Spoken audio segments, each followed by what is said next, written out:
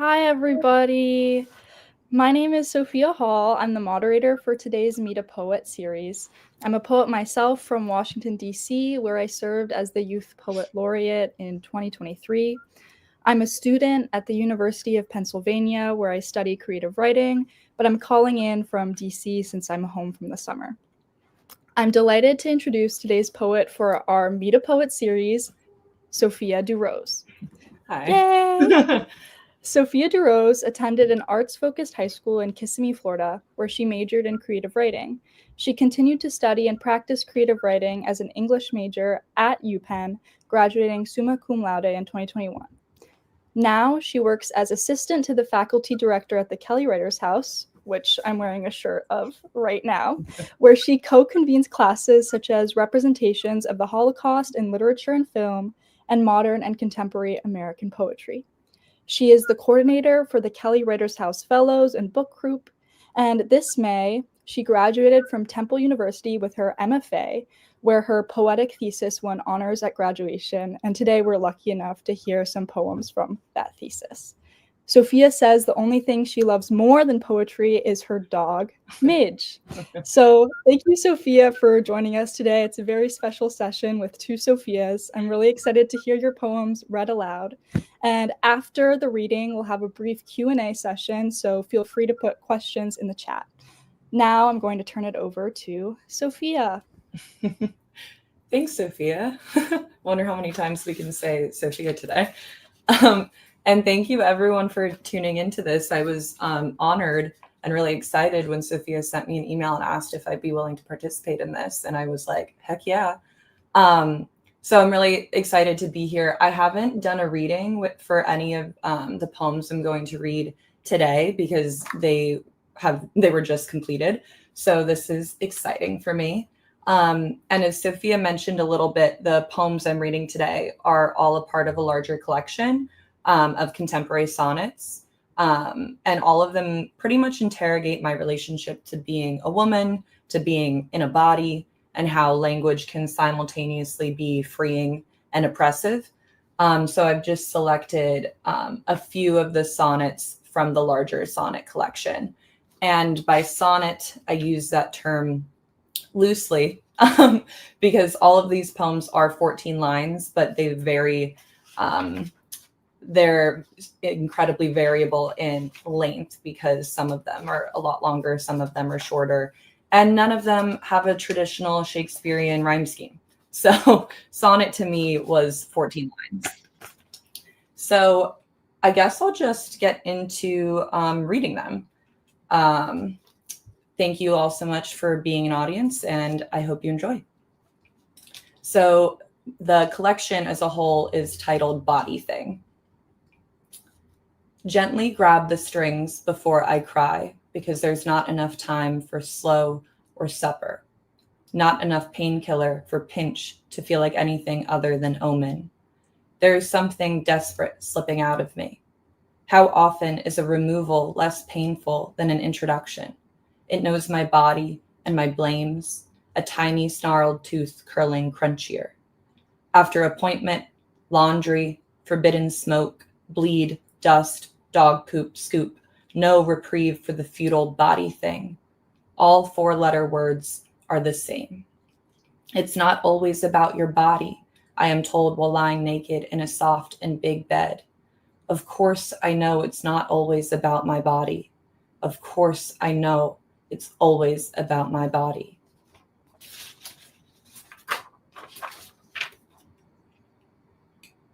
A temper in cheetah print made a cheap date out of lying places.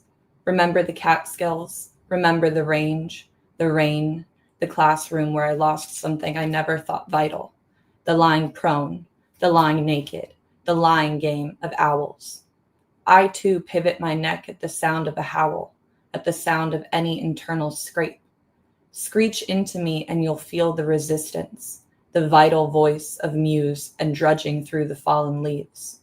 Remember the river called Neversink, how you slipped so graceful under its reach?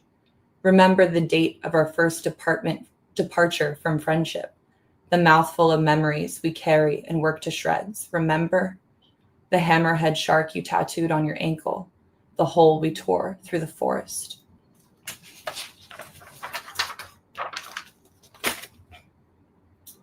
Hold fast around my throat, sanding dollars until the electricity awakens. There's a coast somewhere in my stomach. Come with me to its beach. Retch with me until our scallops itch. Become a bandit in the Jackknife Clan. Erode, brine our poverty until the vinegar drips. I'll find a way to return to shore, box the Florida fighting conch, emerge victorious and unbound, slit open and gorgeous. Somewhere I've crossed a line, become a blob and a factory, an impoverished conversation starter, a heightened presence, a buoy bobbing through my own fluid. There is something desperate slipping out of me, a harbor, a grudge, a shell, a way to keep going. Need some water.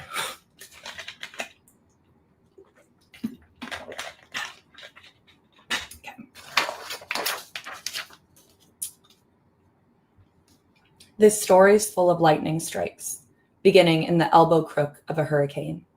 My mother worked at Pottery Barn. My father worked at disappearing. I wonder if you will hike the margins, hone the craft of survival. The humid, subtropical climate of the great mother state creates what is called an ideal breeding ground for extreme weather. Iguanas actually fall out of the sky. My mother was struck by a robin's egg under our palm tree. My father was set to be buried. Submit yourself to the drag of riptide.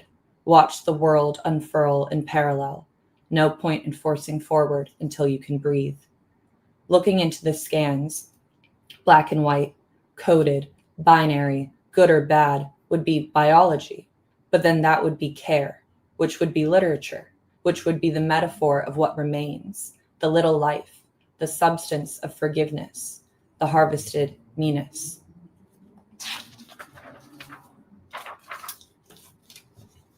This next poem was inspired by Daniel Vogel's A Library of Light, which is a fantastic collection about grief and light, if anyone would be interested in reading that. Danielle Vogel created A Library of Light, where she wrote, quote, "I cannot get to the past tense of grief," end quote. Isn't that what books which conceive grief show us? That time is an arbiter of undulating wounds, that we can learn to grow into a different person, one who is at loss, adrift, forlorn, a diminutive endling. To read is to conjure actively, to always be in the moment of the page, the moment of reckoning with dying, birthing, bearing. When my mother became very sick, I considered that the world would keep turning no matter what happened to her. Obviously, the theft of entire countries has never stopped the sun from shot-putting us around her massive orbital hoop skirt. Manacles of inevitability might one day provide me comfort. But when I was 12, I could not read or imagine anything worse.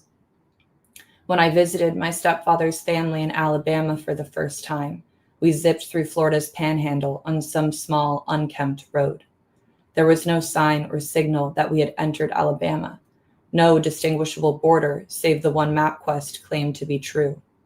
I think the borders of elegy or something like that, entangled with kudzu, proliferating at an untenable pace, invasive and green and beautiful.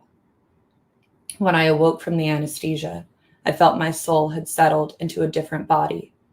I have felt this way only once before, on the spine of a red trail in New Mexico at 14 years old. The stars were perilous in their peering, the horizon sharper than any blade. I was small, so small, and grievously unafraid.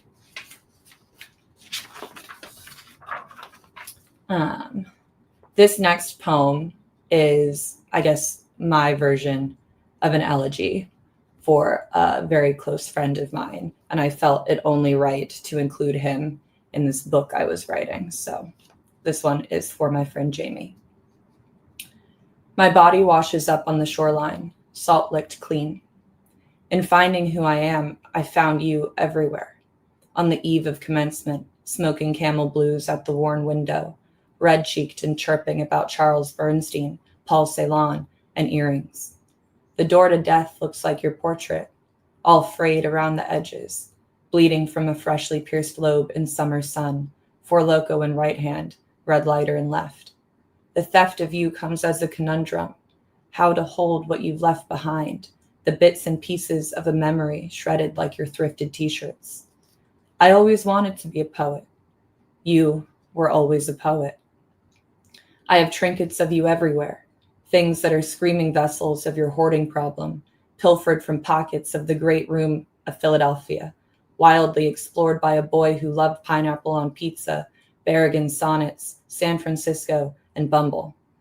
Sometimes, when I take the long way home along the river, when I leave laundry to mildew for days in the dryer, when I wake before dawn and string ribbons in my hair, when I scribble on receipts, I think I am a poet.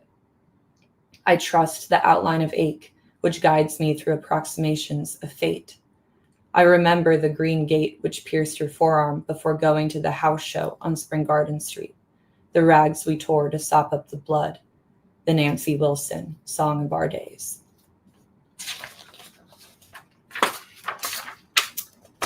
And this next poem is kind of just a meditation on what language even is, because who knows? So, language is lonely. Language asks its mother tongue why the horizon of its page never rises, always bleeding over and flipping through, never sun-dazzled and warm. Language tries to get tucked into bed. Its body thing escapes the covers and gasps, slips through gashes in the air, always fighting off a nightmare where it's unclothed and misremembered. Language must survive its own rejection. It stays perched on the plank of resistance. I do not know where it looks, if it shivers in the cold. I take my form from language, bracket the body of the observer, and shrug myself into bed. When the night comes in its royal writhing, I'll look to language and its spoils, the marred earth and its toils, the hummingbird outside my father's apartment in Burbank, and thank some nameless shape that I have things to love and people to refuse. I'll accuse all the world of language's neglect, restart its life and fail again for the chance to see the secret letter of the alphabet heart.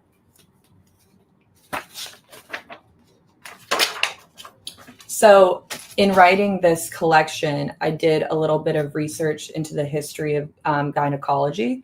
And this next poem is kind of a meditation on what that research elucidated for me. So it has some historical context. Forcing apart the walls of anything results in debris. Men of our medical histories knew this truth and still invented duck-bill methods of force, patterns of widening, performances of inescapable exertion under the guise of invention. The first successful egg donation took place in Australia. The second took place in the city I was born, only 16 years before my construction. The seed of its conception began with animal experiments, rabbit eggs transferred from one mother to another. Do you think her rabbit babies had names? A healthy life after medical marvel? Larger specimens came next, cattle prodded loose of their gems. Pigs physically can't look upward toward the sky, but do you think a cow gazes somewhere, missing her child? There are partial records from ancient Egypt which divulge gynecological secrets, the fumigation of wombs with fresh oil and goose fat.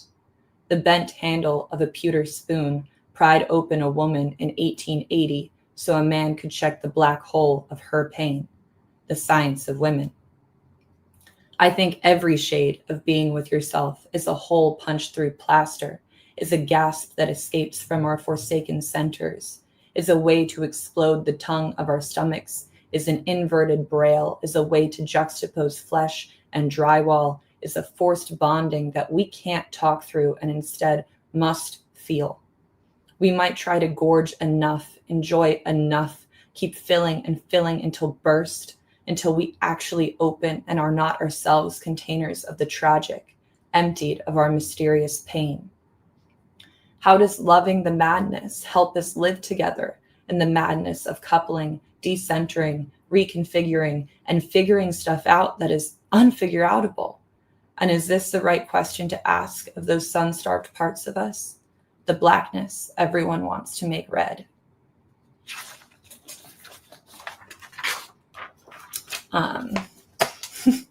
This next poem is also inspired by a book that Nikki Walschlager wrote. It's a collection of sonnets, and I think she's hilarious and a fantastic poet. So I wanted to make a little bit of a lighter, kind of funnier poem for this collection. So this is what I made. I don't know if it was successfully funny, but that was the intention. So here we go. Nikki Walschlager wrote a steaming sonnet about how restaurants should disappear, and that the rich people aren't swine because pigs actually like mud, not mud baths or goop products. It made me think about the time my husband ordered a side of bacon at a restaurant in Syracuse when my follicles were ready to burst, and how the bacon came out on a mini clothesline, each strip of bacon vertically hanging from a gold hook, dripping fat onto the wooden cutting board below. 1, 2, 3, 4 pieces of bacon for $24, each of them rubbed with some sort of sugar, spice, propaganda. It made me think about how pigs can't look up toward the sky, how they have the intelligence of an average 2-year-old child, how I met my husband in a restaurant when I was just starting to transform, and how every day he would order off the kids' menu and leave me a tip the price of the meal. How I wouldn't have a home if it weren't for restaurants. How the rich CEO of my old restaurant owns a summer home in Italy and invited me over to drink grappa and show me his small collection of amphibians in the basement. How he has a frog named Speckles, a dog named Apollo, 3 children, and no bed frame. How we started calling waitresses servers, but that actually feels more rude to me.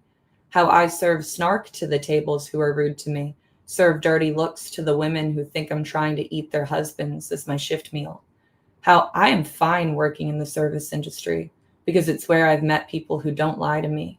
How industry people are cultishly fabulous and we look out for, protect, love our own. How rich people can order anything they want. And if a brunch menu doesn't have a 52 egg omelet special, they can order one anyway.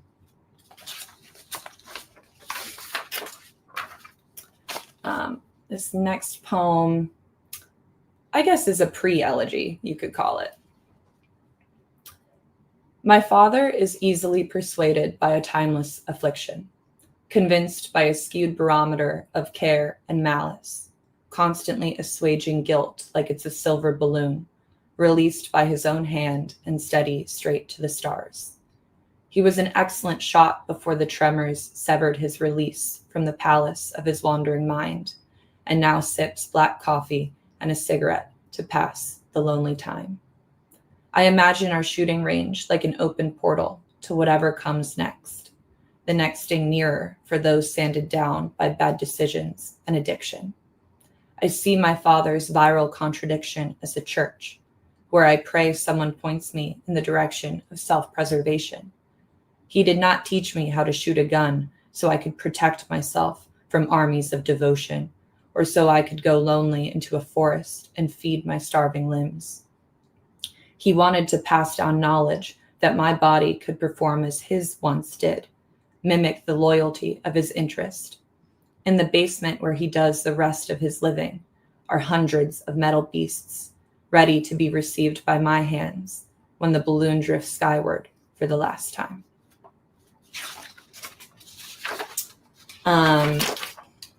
I think this is the last poem I sent y'all. Yeah. So this poem is situated near the very end of the collection as a whole. And it's kind of my way of reckoning with what I just wrote and what I was trying to do and create across these many pages.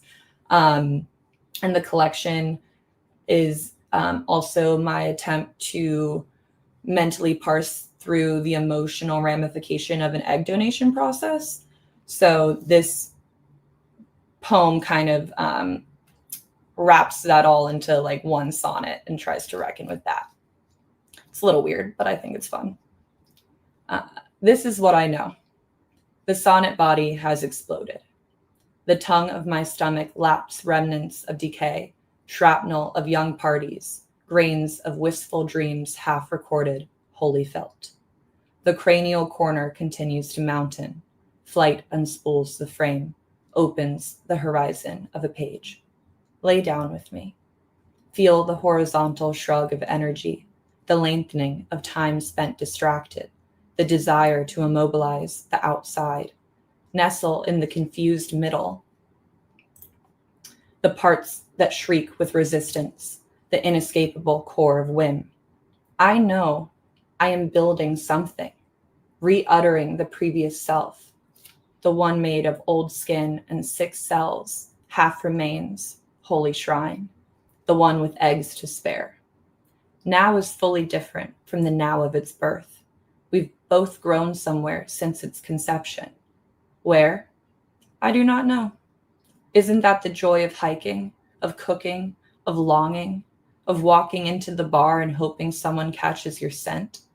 I've always wanted to stretch the canal of my nucleus into an unimaginably long coast, wait forever in patient play for the storms to roll in, destroy the construction of logic, leave my body damp and bloody and romantic and washed away. So that's all for now. Thanks for listening. Wow. Thank you, Sophia. I mean, it's one thing to read the poems by myself on the page. It's another thing entirely to hear your inflections. Like, even in this last one, you reading it made me realize the parallels between half recorded Holy Felt and then half remains Holy Shrine. And that was a really cool connection between the entirety of that poem. Thanks. I was just curious, could you expand on your relationship to sonnets and why you chose that particular poetic form for your thesis, and how you think you kind of radically transform the container into your contemporary modern sonnet? Yeah, of course. So I actually, previous to working on this project, I didn't really feel any great attachment to the sonnet. I've read a lot of contemporary sonnets that have done radical things, like Bernadette Mayer's sonnets also aren't 14 lines. She just calls them sonnets. And I was sitting down at my desk one day, like entirely overwhelmed. I work at as Sophia mentioned, I work as full-time at the Kelly Writers House. I was in my MFA program taking 3 classes a week, shuttling back and forth from West Philly to North Philly in the middle of the day. And I work part-time as a bartender to, make rent. So I work long days, and I normally work like 70-hour weeks. And I just felt so overwhelmed. And I was like, I don't know if I have the capacity to write. And so when I sat down and tried to work on this project, I realized that I could write 14 lines a day. If I just had a 14-line container, I could write into that. And it started to be this really generative process, because instead of being paralyzed by the empty page, I felt like I could accomplish something really major writing a poem in a day, and it only had to be 14 lines, and I could do that. And then as the project continued to build, I realized that I liked this interrogation of the sonnet canon, which has been so historically overwhelmed with like male voices and yearning and longing. And I liked that instead of using the sonnet to long for someone else, I was using it to think about myself and a process I went through. And I liked that inversion. Talking about your daily practice of writing a poem reminds me of another professor at the Writers House, Lainey Brown, who actually will be on the series later this year in September. She wrote a sonnet every day and has a collection called Daily Sonnets. So that's a cool connection. You mentioned that some of the poems in this collection are elegies or pre-elegies, which are typically like poems written in lament for someone dead or dying. And a lot of grief is lingering in the text of the poem. So I was wondering how sonnets and elegies, these two forms, coalesce and combine in your collection. Well, I think that the inclusion of the elegies and the pre-elegies came naturally from the content I was writing into, because as I mentioned a little bit, I had just gone through an egg donation process, and that was like a really weird feeling that suddenly like something that I've always had inside me is like outside of me and in the world to be someone else's and to like have utility that I have no access to. And it's like this life is possible while I'm on like in the middle dealing with a death that is very possible and a death that was very real. So I think the elegies were just kind of like, I mean, I needed them somewhere. I needed them somewhere other than within me. And I felt like in a project where I'm thinking about life, I inevitably have to think about death too. So that's kind of where those came in. Was your egg donation process related to your research into the history of gynecology? And No, imagine I want that part. No, it was just a private decision. But that led into my curiosity of the history of gynecology and all that. But it would be funny if it was the other way around. Yeah. I took a class this past semester called Gender and Society, where we read more about James Marion Sims, who's colloquially known as the father of gynecology. Mm-hmm. But most of his experiments, I'm sure, as you researched, were performed on unwilling, enslaved Black women who had to undergo these invasive procedures without any anesthetic, which is just really devastating and dehumanizing. Yeah. So I'm glad that you were able to investigate it in that sonnet. A lot of your poems, well, all of your poems don't have titles. And I was wondering, could you elaborate on that creative decision? Yeah, I mean, it's honestly pretty simple. I just hate titling things. Like, I really just don't like it. I also didn't want to title these poems individually because I do feel like they are a collection, and I don't want like one of these poems to exist alone out in the world. I think they all belong together. So the collection is called Body Thing, and I didn't want to give individual titles that would break that cohesion. But also just generally, like I got in trouble all the time in my MFA program because I would just turn things in without titles. And I had a specific professor ask me, why don't you want to title this? Like, you should give this a title. And I was like, I just don't want to. Like, I find it very hard. And so I just don't do it. Like, when I was in undergrad, I submitted I forget what it was. I think it was like an essay or something to one of the prizes that Penn does. And I ended up winning. This is a humble brag. I ended up winning because they came back to me and said I had to title it if they were going to give me the prize because they didn't want to list it as untitled. So I had to come up with a title. They took away your emo artsy. I know. Untitled radical here. Yeah. Oh, that's so funny. Just out of convenience. Yeah. I mean, you're the poet. You can do whatever you want with your work, right? Yeah, I mean, Emily Dickinson got away with it, so why not me? Exactly. The new Emily Dickinson, guys. We have to follow Sophia's career very closely.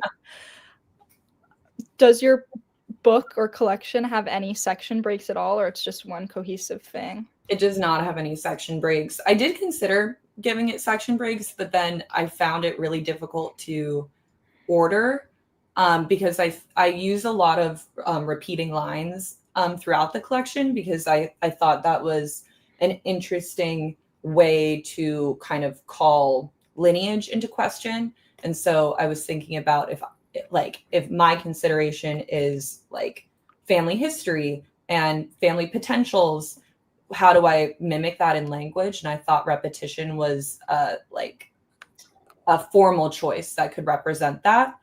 And then when I started to break it up, I felt like the repetition was lost or not as effective. So I just kept it as one cohesive whole.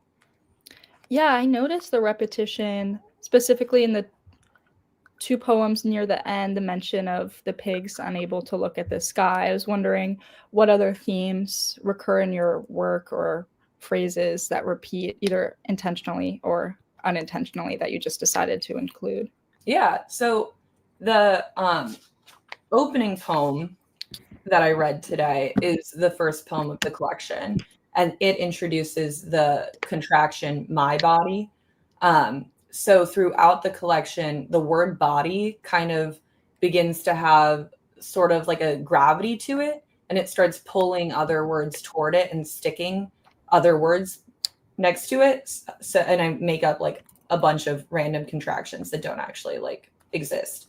But that's definitely a theme throughout the collection, and a repeatedness that I thought was important, because it's called body thing, one word. So the word body and the word thing start to like pull other words next to it. So yeah, that's something I do often. Sorry, there's something in my eyeball. Oh no. So you consider that a contraction, not a portmanteau, because a portmanteau is actually like the jamming of two words together and like combining stuff. Honestly, that might be more accurate. I don't know. I thought it was really cool. Like you had body thing, my body, sonnet body, all one word, and then you also had alphabet heart, all one word, my nucleus, all one word. That was one of my questions. Like, do you think that the word body always has to be in relation to something else, or even when it stands by itself, always is in reference to a specific thing, so it's hard for it to stand by itself? I think it's I think it's the I think it's that body is such a loaded thing, and like specifically a woman's body, we're made a thing since the day we like emerge into the world because of systems of oppression normally, and you're also made a thing, a dead body, when you die, like you, and so you're not occupying your physical body anymore. So I just think I was trying to use body in many different ways, like slammed next to many different possessive words, because I was trying to really zero in on that specific context that the body was experiencing in that moment in the poem. And you really focus on specific nounness, especially with the poem all about the present participle, the ing, dying, living. That was when you first introduced, you talked about how language can be simultaneously freeing and oppressive. And you talked about how all four-letter words are the same. And then how waitresses being called servers now seems more rude or reductive to you. So you play a lot with how language constrains us. Do you want to talk a little bit more about how you explore that in this collection?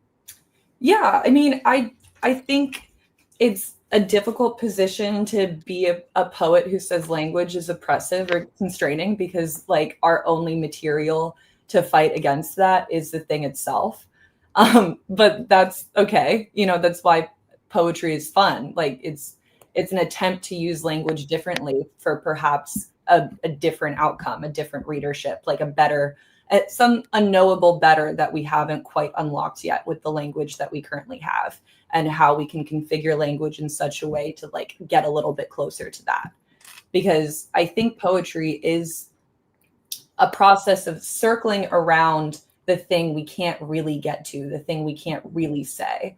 And that's like the alphabet heart, the secret letter of the alphabet heart. That's like what I crave to get to. And I don't know if the language I have available to me will ever actually do that for me. But the fun is in the trying and the processing and the making weird words and like breaking sonnets into however many lines you want.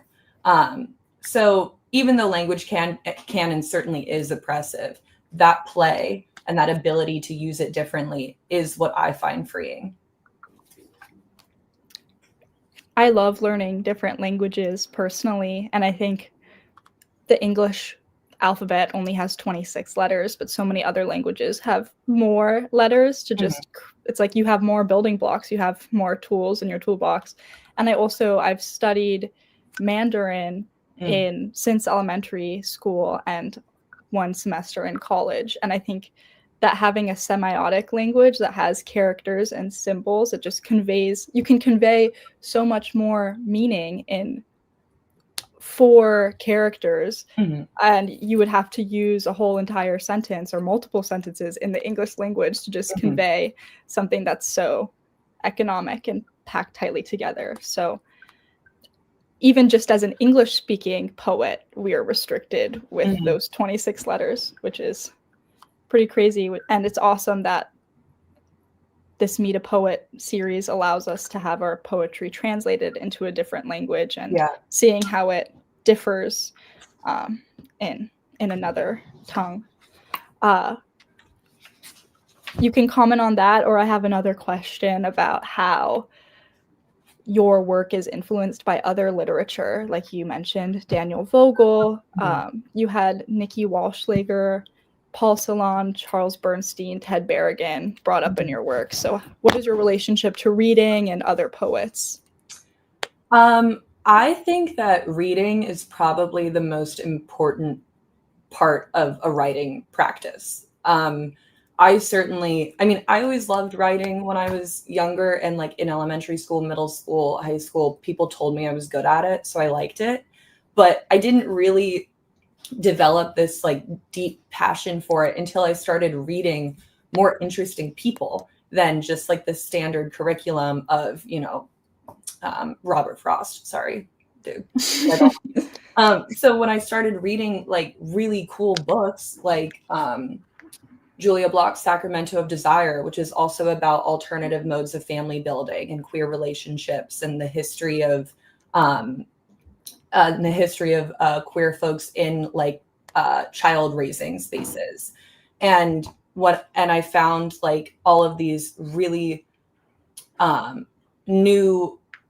I think it's so important to read a variable amount of things, and like when I stumbled upon ModPo, Modern and Contemporary American Poetry, which I now am a TA for. It's a massive open online classroom via Coursera. And I like all these people that I had read in high school had been recontextualized because we were having conversations about them instead of just sitting in my room alone, reading books of poetry, thinking that I knew what I was reading. So I think it's really important to read. And I think it's really important to talk about what you read, because someone else's perspective could elucidate something like entirely new for you that you never would have gotten there alone. Speaking of reading, I think since we have the luxury of time, I wanted to conduct a little experiment a la ModPo, where we did a close read of one of your poems. Do you want to talk about close reading a little bit and maybe the randomization? Because I'm going to put numbers 1 through 11 in a random number generator, because that's how many poems you have. And then we're going to randomly talk about one of them in a close reading fashion.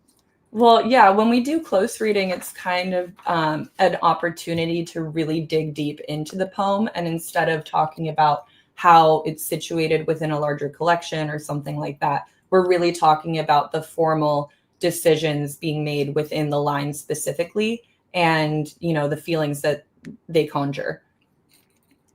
Okay, I have the number generator 1 through 11. I'm clicking generate. We got number 10. So the penultimate poem, which I believe is your pre-elegy that starts with my father. Yes. Do you have any way that you want to approach this poem or attack it? In a close reading fashion, I guess I could offer a little bit of context for this poem too. Okay. I was in a class with a visual artist, and we were paired together and we had to create something. And she sent me some artwork of hers. And one of the pieces of artwork was like a grid with all of these little X's on it. And it reminded me of what it looks like when you go to a shooting range and like the paper you shoot at. So this was the poem I wrote in response to that artwork. And when it first appeared, I did it on a grid in a Word document, and each of the words aligned with one of her X's. So there are as many words in this poem as there were X's on her artwork. Wow. That's so cool. It's ekphrastic poetry. Like, Yeah. So yeah, it is. So and because it reminded me of a shooting range, I wrote about the fact that my father taught me how to shoot a gun when I was a kid, and he can no longer shoot guns. He used to work as a prop manager and a gun manager on movie sets, so he's always had this passion for them and for gun safety. And because of he has tremors and he can't see very well, he can't shoot anymore. So that's the context of this poem. And you have a lot of your contractions here. My father, all one word. My hands, all one word. My body, all one word. And it's about how you are receiving the knowledge, your body, your hands receiving that knowledge passed down. Even that first line, my father is easily persuaded by a timeless affliction. Should we unpack it? What do you think it means? He has this kind of, so your father, I'm just going to assume that's the actual speaker's father or something, like paternal, passed down, or looking up at an ancestor, and someone who has this tendency to always do this thing that maybe is bad for them, since affliction kind of has like a negative connotation, but it's timeless, so it kind of it will never age or be something that they grow out of. It's also generational, Yeah. And I was curious about the balloon in this poem.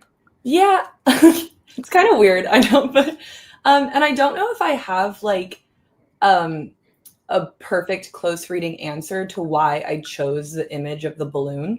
I think I was considering the action of shooting a gun and how like forceful that is, and how horizontal, like you shoot at someone, you shoot like horizontally, hopefully not at someone, at whatever, a deer or whatever. But a balloon, if you let go of it passively, it kind of just drifts. And so I wanted something that juxtaposed the like violence and the harshness of the shooting of a gun versus like the slippage of someone who's, just kind of giving up. Or you have to deliberately pass a balloon to someone in order to not lose the strain. I also I imagine our shooting range like an open portal. And that word portal just evokes teleportation, transportation into a new place. And I think that's what your poems do. Each one takes you into a new world, or the same world of body thing. Oh, thanks. That's nice of you. Do you want to say anything more about this poem? Should we do another number?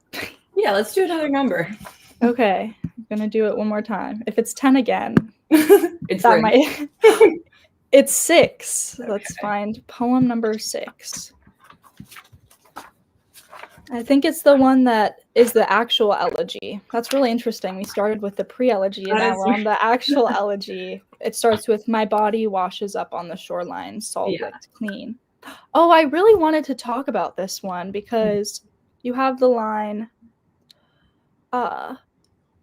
sometimes when I take the long way home along the river, when I leave laundry to mildew for days in the dryer, when I wake before dawn and string ribbons in my hair, when I scribble on receipts, I think I am a poet. And it reminded me of one of the poems we talked about in modern and contemporary American poetry, ModPo, that says the longest way is the most efficient way. So yeah, let's do a close reading on this poem. I thought of it. Oh, sorry. No, go ahead. Go ahead. I thought of it as an elegy for the self, because you start with your body actually washed up on the shore, like death rendering your body as a passive thing, an object. And you are standing away from your body, observing it passively on the shore. That's very interesting. And I certainly think that interpretation is could be true too.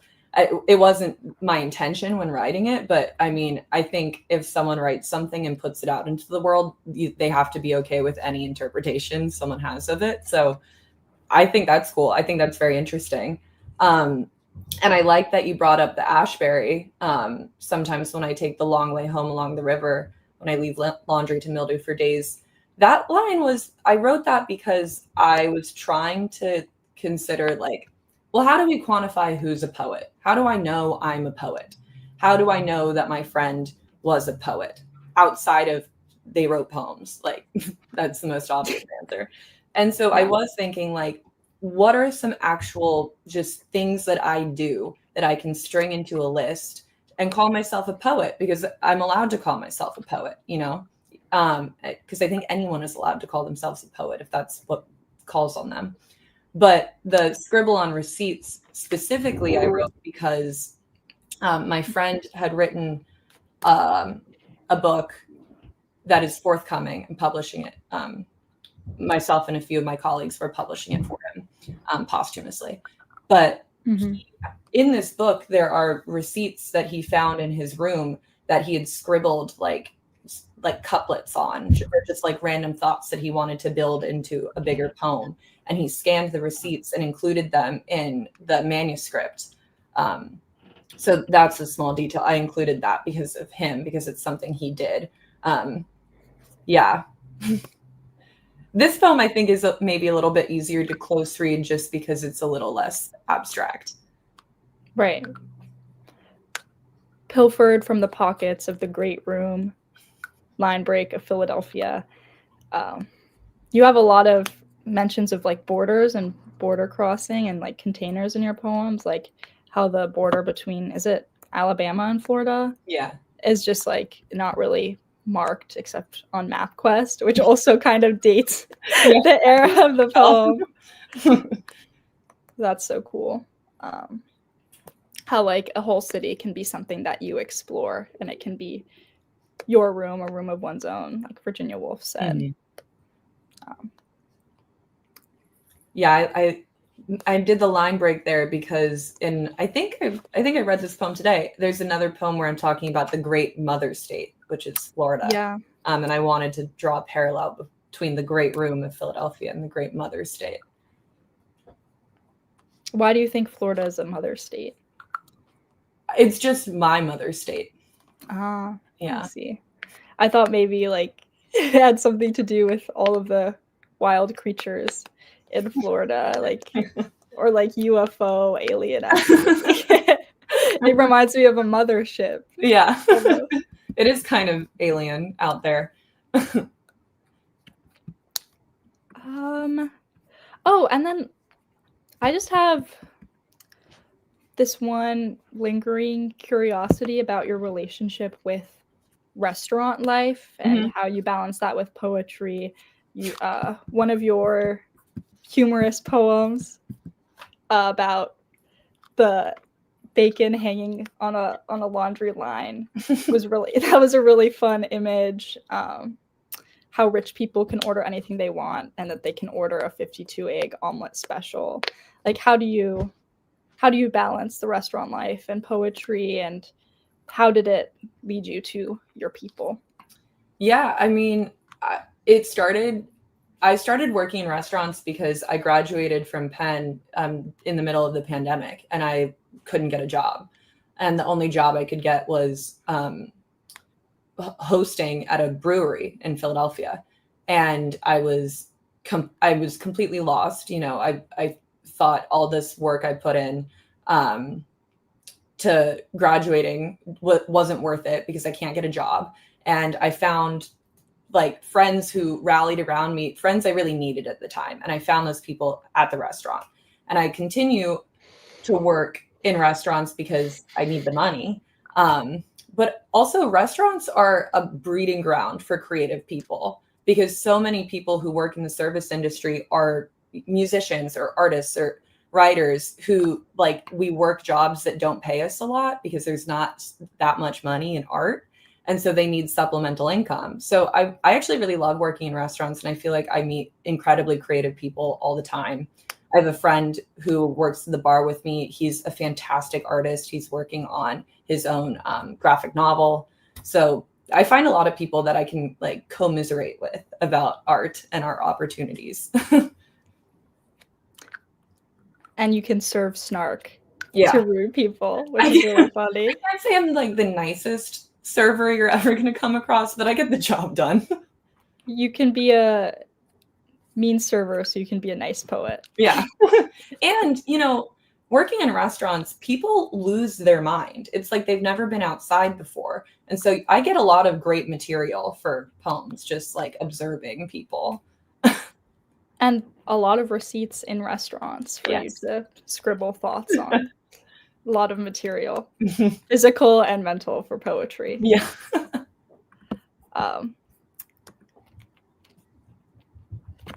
I think we've had a really fruitful discussion about your poems. Is there anything else you'd like to add before we wrap up the session? Honestly, I don't think so. I had a great time doing this. Thank you, everyone, for listening, and thank you, Sophia, for moderating. I feel like you had some really fantastic questions, and you got really in depth.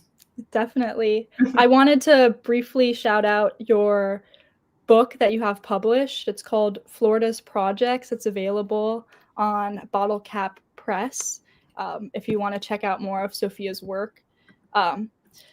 You're in Philly right now, but do you want to talk a little bit before we close out about how growing up in Florida was? More about Florida in general, if it's interesting. So I wrote Florida's Projects because I grew up in Central Florida, right around Disney and Universal. My mother worked at SeaWorld for pretty much my entire childhood. And so none of that like glitz and glamour of like the fairy tale Disney vacation appealed to me whatsoever, because it was so accessible to me. And I thought, and so like I started thinking about like the tourist industry and tourist capital once I moved away from Florida and realized that I was in a big city that had like none of that. Philadelphia and Florida are very different places. So I wrote Florida's Projects as kind of a meditation on growing up like at the feet of Disney and not caring. And it was fun to write. It's also, you know, Florida has a glaring like if you leave Universal Studios, which costs, you know, thousands of dollars to visit, just outside there, like people are on the brink of poverty, houses are being foreclosed all the time. And the starkness of that class distinction really got to me and made me think a lot. So I wrote a little bit about that. Not that Philadelphia doesn't have its own problems, but it's a little different. Do those poems in the chapbook have titles? No, they don't. They are, I think they're sections. I think they're numbered. Yeah.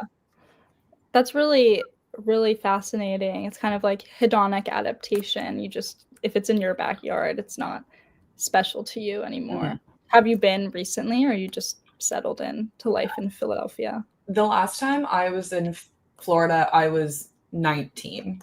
So wow. I have not been back in a long time. Yeah. Do you miss it? That's not true. I went to Pensacola for a wedding last year, but I was only there for like 14 hours. So I don't know if that counts. Less than a day. Wow. Yeah. I don't really miss it. My mom lives there, so I miss her, but she doesn't love Florida. So she comes to visit me in Philly when I see her. So cool. Well, to anyone watching who wants to go on a trip to Florida, maybe you check out Sophia's book instead, and it'll be a portal to this to the underbelly of it. If you want to get the deep dive local perspective on what it's like to go to or not go to Orlando and Disney. Cool. Yeah, check out Sophia's book. She has some really cool work. Thank you, Sophia, for joining us today. I'm really happy with this discussion. I mean, I really admire Sophia as a poet, as my teacher and TA. She's really a poet to watch out for. So thank you for joining us. Thank you, Sophia. Thank you, Sophia. Yeah. Bye, guys. Have a great rest of your day.